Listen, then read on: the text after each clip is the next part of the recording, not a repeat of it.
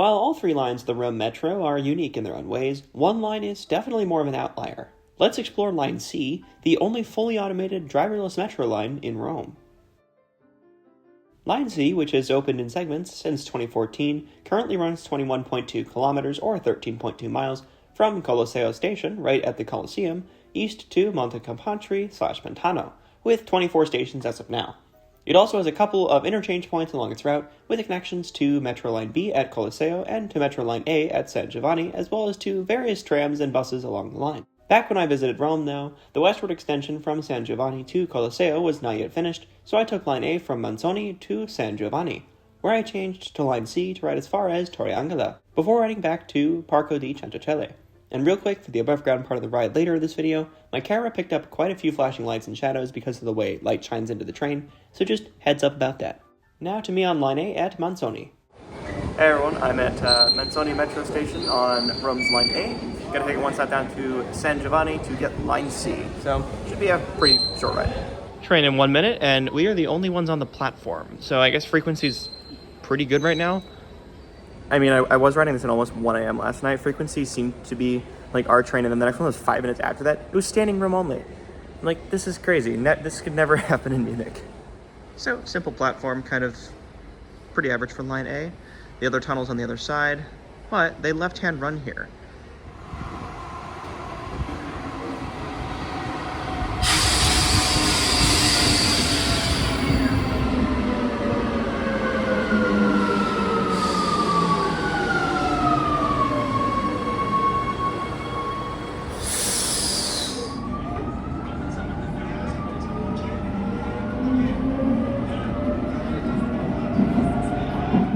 One stop later, we arrive at San Giovanni.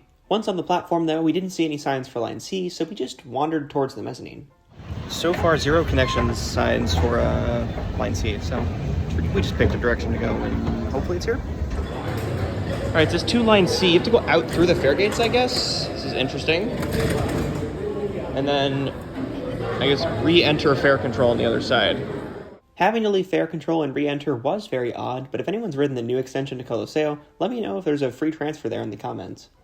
In the Line C portion of the station, there are some old artifacts on display because if you dig a subway in Rome, there's a chance you'll just hit long-hidden artifacts. First thing I will tell you, it's a lot newer in here, noticeably newer, and the escalators are pretty fast, so more artifacts. First thing that's noticeable, platform screen doors.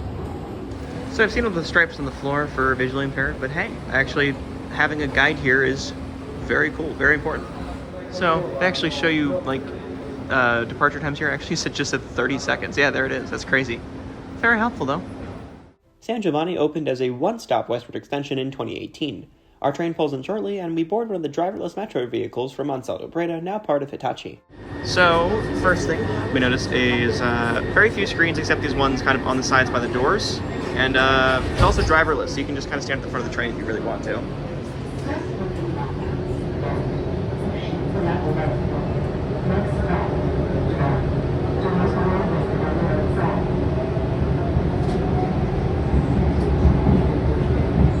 Trains are fully walk through, we like this. So yeah, we got fully walk through trains, you got the screens on the side. Really only bench style seating with a few exceptions. And of course, the platform screen doors. The second station we passed, Lodi, opened in 2015, along with the next few stops up to and including Parco di Centocelle. And yes, you can see right out the front window of the train because there's no driver's cab. Next stop, doors are open from the outside.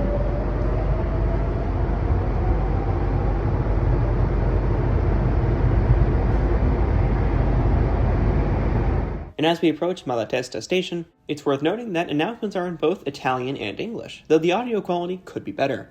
It also gets the door opening side wrong, at least in English. Doors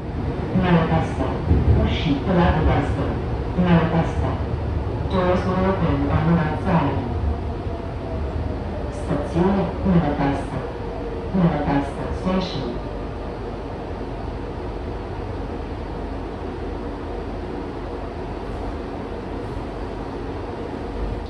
Upon reaching Parco di Centocelle, we enter the oldest part of Line C from here to Pantano, which opened in 2014. Line C stays underground for a little longer until Giardinetti Station, where it starts running at or above ground level. The platforms at Giardinetti are quite cool since trains serve them as they're entering and exiting the tunnel. For my American viewers, it's kind of like Greensboro Station on the Washington, D.C. Metro Silver Line.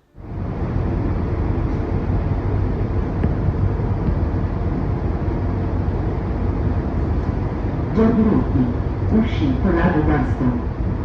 Giardinetti, doors will open on the right side. Stazione Giardinetti, Giardinetti Station.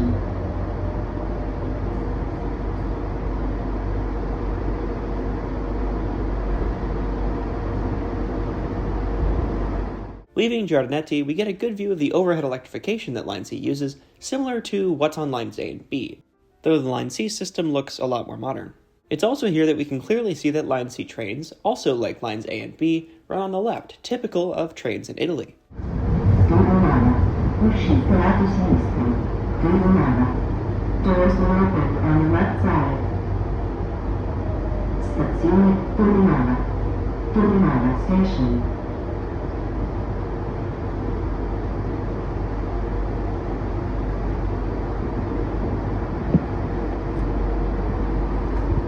This part of Line C uses a rail right-of-way used by the old Rome-Giardinetti line / Laziale-Centocelli line and its predecessors.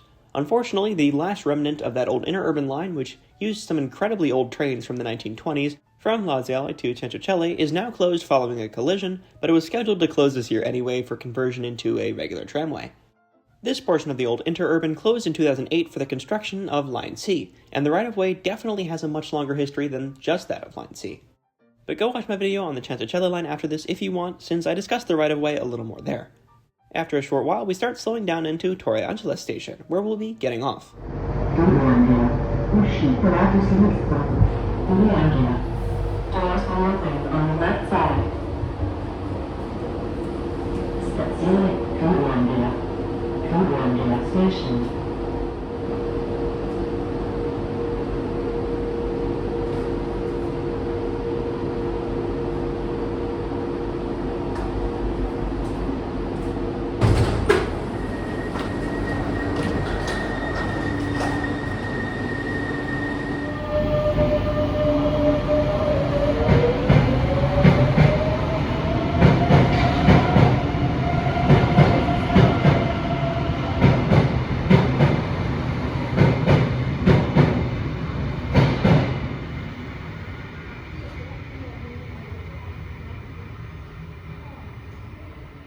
So they have the leaning benches, actually not too uncomfortable. Platform screen doors extend even all the way out here to where it's above ground. And they have, very clear wayfinding. This is always lovely to see. They do have some actual seats as well. They have these fun windows.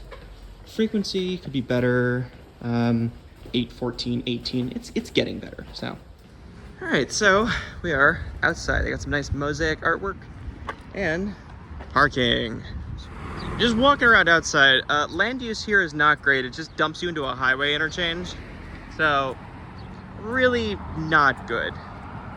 They have a drive-through Burger King though. Sidewalks like this near a metro station are borderline unacceptable. Like, this is crazy. I mean, there's a parking lot upstairs. I assume that's why most people get here.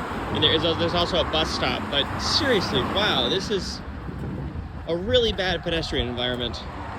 So it's just about 11 a.m. here. We're getting coffee and pastries. Was not expecting the area immediately around a metro station to be this horrible of a pedestrian environment. My legs are getting scratched by all these plants. I'm fine. They're not more itching than scratching.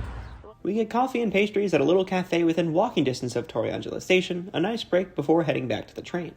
Just finished up coffee and pastries at Cafe Mami, I guess, or M-A-M-I.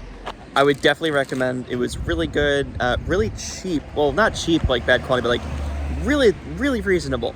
I mean, coffee and pastries are just really inexpensive here. It was €8 for 2 people to have a sizable, not quite a meal, but pastries and coffee is pretty good. Also, Rome does this thing where, like, they just have public drinking fountains, so this is, like, drinkable water. And if you want to, like, drink it like a water fountain, you plug it, and then, wow, amazing. And, tastes good, too. Props to Torre Angela Station for having this beautiful little mosaic here. Let's head back towards the center of the city.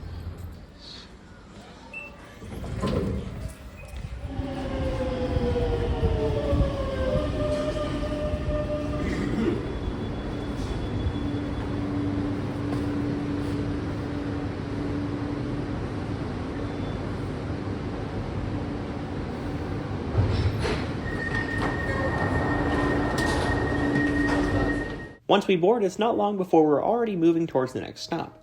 Trains on this line didn't really seem to stop for that long, they just kind of stop and then go on their own. Then again, that's exactly what they're supposed to do. Parts of this portion of the line look almost rural, but that's mostly because suburban development clusters together in smaller areas instead of sprawling out over open land. Seems like a more efficient use of resources if you ask me, especially for such a sizable city. Eventually, we approach Parco di Centocelle, where we'll be leaving Line C to transfer to the now non-operational Laziale to Centocelle line. This stop, along with the other Line C stations I visited, feels less cramped than stations on other services of the Rome Metro, particularly Line A, with its narrow underground platforms. And to leave, you just kind of walk through Census U, and then it opens. So, very cool. From here, this day's trip picks up in my Centocelle line video, but I guess I can finish up my thoughts on Line C here. The new Metro line is a cool service even if it does operate completely independently of the other rail transit lines in the city. The trains are fine, but the best part is the window where you can just look out the front. The stations are modern and seem spacious enough, and I'm glad extensions westward further through Rome are either under construction or being planned. As I mentioned, a westward extension to Colosseo opened since my last visit to Rome, and they're already working on building the line west of there. Frequency and consistency on Line C could be improved, however. Even in my short time riding it, frequencies were not exactly astonishingly good or reliably consistent. Though I imagine once more rolling stock is acquired and the line continues being extended westward, Line C could and should be much better than it is now, acting as a reliable connection across the city. And while I like Line C as it is, I think it would still be more fun as an interurban like the old Centocelle line. And I recall seeing comments on larger reliability issues with Line C in the past, and I didn't encounter any of these since I just rode this line on one day. I'm just here to share my thoughts on my experience, and it's always hard to truly capture the nature of a rail line if you just ride it a couple times. But if you ride on Line C on the regular, let me know your thoughts on it in the comments. And comment below even if you haven't ridden Line C, but maybe something similar. And one more slightly unusual question, if you've stuck around to the end of this video. Does this announcement chime within the Rome Metro